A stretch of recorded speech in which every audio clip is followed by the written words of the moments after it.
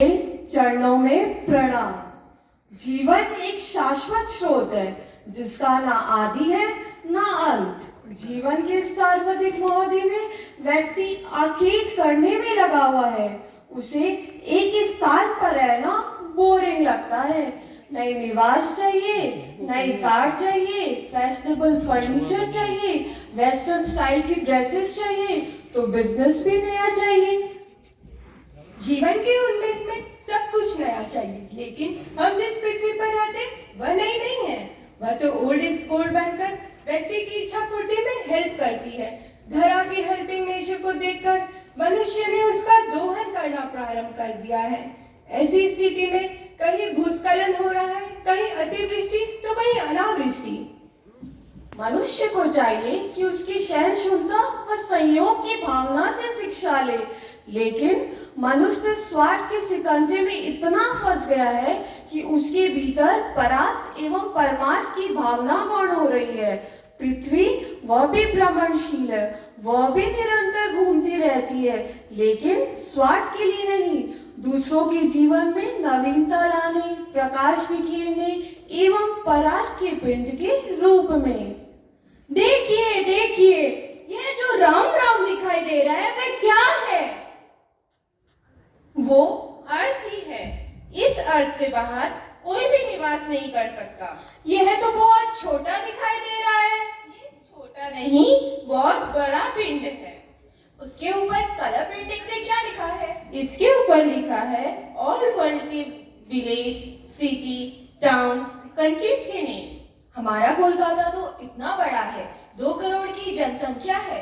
वह कहाँ है? देखिए, जो पिंक कलर का दिखाई दे रहा है वही कोलकाता है। क्या इतना छोटा है?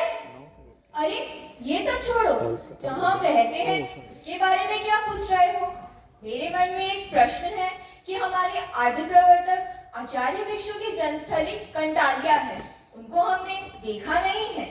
क्या आप उसके बारे में बता सकते हैं? क्यों नहीं? देखो, कोई भी व्यक्ति जन्म से महान नहीं, कर्म से महान बनता है। आचार्य भिक्षु सामान्य परिवार में बस इसी भूमि पर जन्मे। माँ दीपा एवं बल्लूसा के गोद में बाल खिड़ाव संग नई नई अटकेलियां थी। संसार की विलासिता में रहकर शादी भी की, पुत्री भी हुई एवं कुछ समय में विराट के पद के पथिक बनकर संयम को ग्रहण किया। संयम को ग्रहण किया तो मुनि बने, फिर आचार्य कैसे कहलाए? आचार्य बनने के लिए उत्कृष्टम साधना के अंतर्गत विरोधों संघर्षों के बौछारों को भी समत्व से सहन करना पड़ता है। ज्ञान के सागर में बैठकर नव नव मोतियों को निकाल कर नवीन माला का सृजन करता है, वही आचार्य पद तक की यात्रा कर सकता है। आचार्य भिक्षु के सामने भी विरोधों की श्रृंखलाएं सी खड़ी हो गई। 5 वर्षों तक भोजन पानी नहीं मिला, तो कभी गालियों की बौछारों को सहना पड़ा, तो भी साधना के ऊपर में बैठकर अतापना रूपी फूलों की सुरभि से सुरभित बने रहे। अरे आप इतनी बड़ी बड़ी बातें तो कर रहे हैं। यदि आचार्य भिक्षु को जिसने देखा है वह अपने मुख से कहे तो हमें और अधिक प्रसन्नता होगी। कल रात को मेरे को स्वप्न में एक टॉर्टोइस दिखाई दिया। उसने कहा कि मेरी आयु 350 वर्ष की है, अब सिर्फ 50 वर्ष ही पूर्ण है। इतना कहकर वह काफूर हो गया। अब कम बन सकता है, क्योंकि भिक्षु स्वामी के निर्वाण को तो केवल 260 वर्ष ही हुए हैं। यदि वह अपने मुख से कहे तो हमारी भक्ति व श्रद्धा और वृद्धंगत हो सकती है। पर वह तो स्वप्न था, स्वप्न साकार कैसे हो सकेगा? मैंने एक बुक में पढ़ा है, यदि स्वप्न को साक्षात करना हो, प्रतिदिन रात्रि 12 बजे के समय केवल 7 मिनट तक स्वप्न को साक्षात की स्मृति देखे तो स्वप्न साक्षात हो जाते हैं। वह काम तो मैं कर सकती हूँ। आप स्वप्न की स्मृति करें, तब तक हम ग्लोब में सिरियारी को देखना चाहते हैं। सिरियारी तो कहीं दिखाई नहीं दे रहा है। ये तो बहुत छोटी है। आचार्य भिक्षु ने इसे पूजनीय बना दिया है, क्योंकि भिक्षु ने सोचा मैं सूरज हूँ, रमक छोड़ जाऊंगा। अगर मैं डूब भी गया तो शफक छोड़ जाऊंगा। आचार्य भिक्षु का नाम लेते ही कंटालिया, केलवा, सिरियारी एक साथ दिखाई देने लगते हैं। हेमानी जी, कल मैंने जो स्वप्न देखा था वह कैंडिडेट मुझे मिल चुका है। वह कह रहा था कि आचार्य भिक्षु तो महान संत थे। उनकी संतता की पहचान थी शांत भावना। वह आपने अकेले कैसे सुन लिया? हमें भी सुननी है उस टॉर्टोइस की आवाज। टॉर्टोइस, मेरी आवाज सुन रहे हो तो शीघ्र आ जाओ।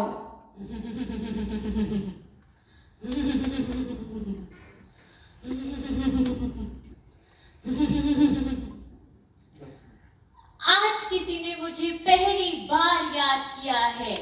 मैं आचार्य भिक्षु के समय का हूँ। मैं 360 वर्ष का हूँ। छबील जी स्वामी ने 6 आचार्यों के शासन काल को देखा। मैं तो 11 आचार्यों के शासन काल को देख रहा हूँ। वास्तव में आचार्य भिक्षु ने संघर्षों की बौछारों में स्वयं को पकाकर हमें एक नया पल दिखाया। आचार्य भिक्षु ने मर्यादा की अनेक रेखाएं खींची। कोई भी अपने शिष्य शिष्याएं ना बनाए, एक गुरु की आज्ञा में रहे। गुरु आज्ञा जहाँ बड़ी है, बल पहरेदार खड़ी है। गुरु आज्ञा जहाँ बड़ी है, बल पहरेदार खड़ी है। आज्ञा बिना हिले क्यों पान मिलाए तेरा पंथ मान। आज्ञा बिना हिले क्यों पान मिलाए तेरा पंथ मान। तेरा पंथ शासन की जय हो। तेरा पंथ शासन की जय हो। प्रकाश की किरणें जब परावर्तित होती है तब नव रोशनी संग नव उजाला दिखाई देता है, जो सैकड़ों सैकड़ों वर्षों के बाद भी मन के विचार में सद्विचारों के तारे टिमटिमाते हुए दिखाई देते हैं। सही है। आचार्य भानमल जी की स्मृति भी संयम की उत्कृष्टता को प्रमाणित करने वाली है। कैसे? दीक्षित होते ही सांसारिक पिता के साथ संग छोड़कर जाना स्वीकार नहीं किया, बल्कि निर्मल विचारों के साथ स्वागत करते हुए आचार्य भिक्षु के प्रिय शिष्य बने रहे। भानमल जी ने आचार्य बनते ही फरमाया, सब साधु साथियों को शासन में रहना, भिक्षु शासन का दृढ़ निष्ठा रखते हुए मर्यादाओं का अखंडता से पालन करना। आचार्य भारीमाल जी तेजस्वी आचार्य थे। उन्होंने भी देदीप्यमान रायचंद को आचार्य बनाया। आचार्य रायचंद्र जी बहुत बुद्धिमान एवं होनहार आचार्य थे। बड़ी रावलिया भी रायचंद्र जी को जन्म देकर धन्य बन गई। क्या मैं आपकी जन्मभूमि को धन्य बनाऊं? नहीं टॉर्टोइस, तुम अपने जीवन को धन्य बना लो। आचार्य रायचंद जी ने भी साधु साध्वी समाज में तंबाकू का सेवन न करने एवं दांत पर भी न मलने की मर्यादा बनाई। जो भी इसका उल्लंघन करेगा उसे दूसरे दिन 6 विघी का वर्जन करना होगा। आचार्य रायचंद जी पुण्य के पुरोधा थे, तो पीछे पुण्य के पुरोधा जयाचार्य को तैयार कर दिया। जयाचार्य के वस्तेज ने उपज ने मर्यादा महोत्सव का पर्व हमें दिया। जयाचार्य का संपूर्ण जीवन चमत्कारी था। जयपुर में स्थित समाधि स्थल के छतरी को गिराने का प्रसंग आया तो वह रात रात में स्वयं ही आगे खसक गई। एक नहीं अनेकानेक प्रसंग है। कभी देव देवियां उपासना में रहते तो राजा भी गुप्त रूप में दर्शनार्थ आकर प्रशिक्षण प्राप्त करते थे। जयाचार्य ने ज्योतिर्मय जीवन जिया, अपनी अंतर ज्योति से सभी विघ्नों का निवारण किया एवं हम सबको ज्योतिर्मय करके साहित्य का अंबार लगा दिया। जयाचार्य ने इतना कार्य किया, एक गीत से अभिवंदना तो करो। युग पुरुष का वेश, युग पुरुष का वेश, अमर है बलिदान सारे, दिए हैं अवदान न्यारे, हर लिए संकेश, युग पुरुष का वेश, दिव्य कल्पना मर्यादा की, गण अखंडित अनुशासन की, दिव्य कल्पना मर्यादा की, गण पंडित अनुशासन की, सांसों में सौरभ है तेरी, सांसों में सौरभ है तेरी, गरिमामय संदेश, युग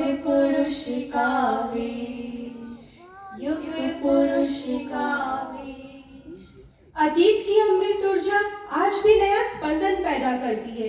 जिस स्पंदन में चंदन की महक है, वंदन की विरुद्धावालिया है, बन्ना जी के नंदन मगवा की झलकियां है।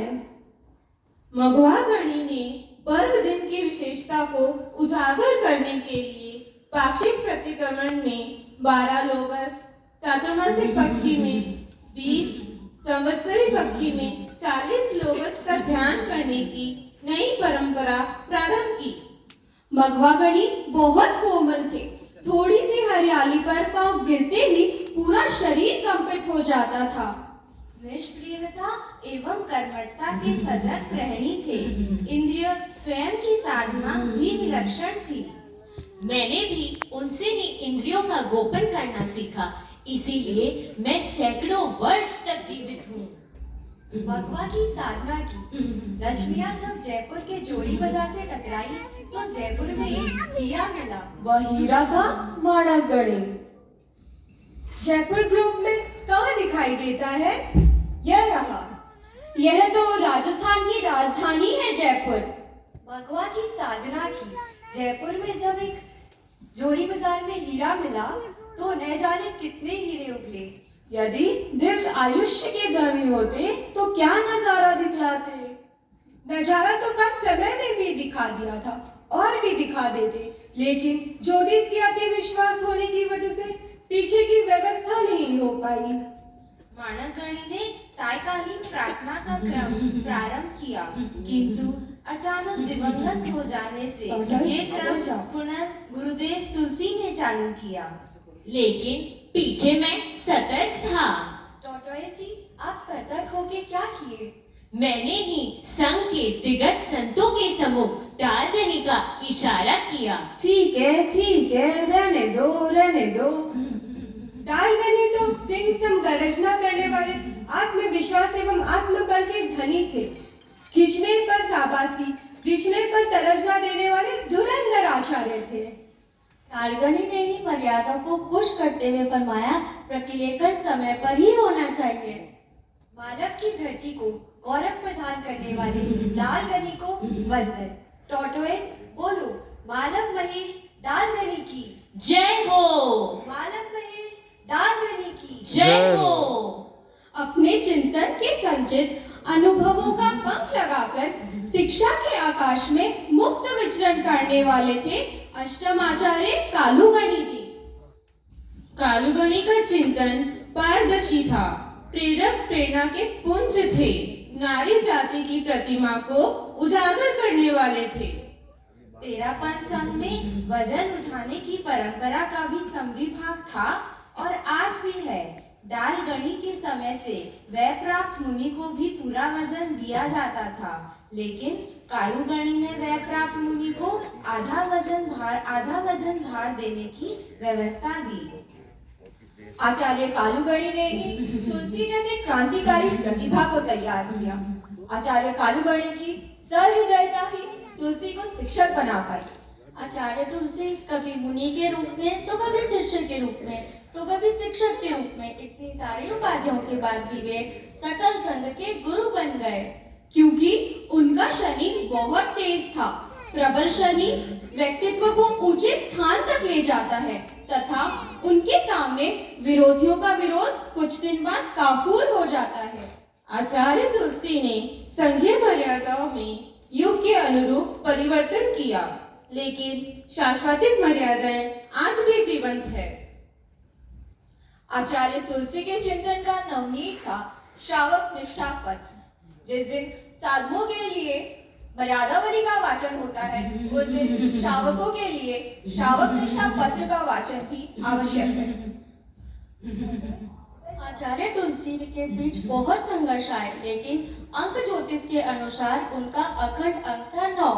अंक 9 का धनी नेतृत्व एवं प्रभुता का धारक होता है। हर परिस्थिति में लोहा लेने तैयार खड़ा होता है। मेरे कितने अंक हैं आप बता देंगे? टॉर्टॉइस, तुम्हारी तो इतनी उम्र आ गई है, अब क्या करोगे? दीर्घवय के धनी आचार्य महाप्रज्ञ जी भी थे, वे भी कितना काम करते थे। टंकोर के लाडले आचार्य महाप्रज्ञ के पास तो वाट देवी सरस्वती एवं गरुड़ वाहिनी लक्ष्मी भी उपासना करती थी, जिसके कारण वो और उच्चरित वाक्य ग्रंथ का आकार लेकर मानव की दुष्प्रवृत्ति को सुप्रवृत्ति में बदल देता था। न क्रोध, न तनाव, न रोष, केवल शांतिमय जीवन जिनकी पहचान थी। आचार्य महाप्रज्ञ रूपी पल्लवित वृक्ष है आचार्य महाश्रमण, जिनकी अल्पभाषिता मुस्कुराहट से सज्जित चेहरा हर किसी का मन मोह लेता है।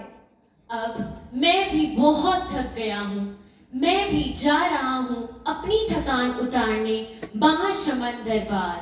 धन्यवाद। धन्यवाद, धन्यवाद। महाश्रमण दरबार तेरापन श्रृंगार के अनुशासन में श्रुति पट खुलकर श्रुति सुख समुत्पद्यते नाद लगाना चाहते हैं। मर्यादा महोत्सव के समय में भी हम उस दरबार के दर्शन से दूर हैं, लेकिन कोलकाता वासी सौभाग्यशाली है कि हमें साध्वी श्री स्वर्ण रेखा जी का सानिध्य मिला। मर्यादा महोत्सव तेरापंथ संघ का कुंभ मेला है, जहाँ सारना वारणा के द्वारा पर अनुशासन व मर्यादा का पाठ पढ़ाया जाता है। यह सुनहरा वन आचार्य भिक्षु की कहानी कहता है। जयाचार्य की बलिदानी गाथा एवं कालू तुलसी की कुशल अनुशासना की याद दिलाता है। मर्यादित संघ को वंदन, मर्यादित संघ को वंदन, मर्यादित संघ को वंदन। ऐसे कुशल एवं मर्यादित संघ में रहने वाले सदस्यों के भीतर आर्जव आए, जिससे विश्वास बढ़े, मार्दव आए, जिससे मैत्री बढ़े, लाघव को स्थान दे, जिससे सहृदयता बढ़े, क्षमा पाए, जिससे निर्भयता बढ़े, पवित्रता लाए, जिससे एकता बढ़े, सत्य व प्रामाणिकता पाए, जिससे सत्य स्वीकार करने की शक्ति बढ़े। शक्ति प्रदाता आचार्यों को वंदन, वंदन, वंदन। ओम राम।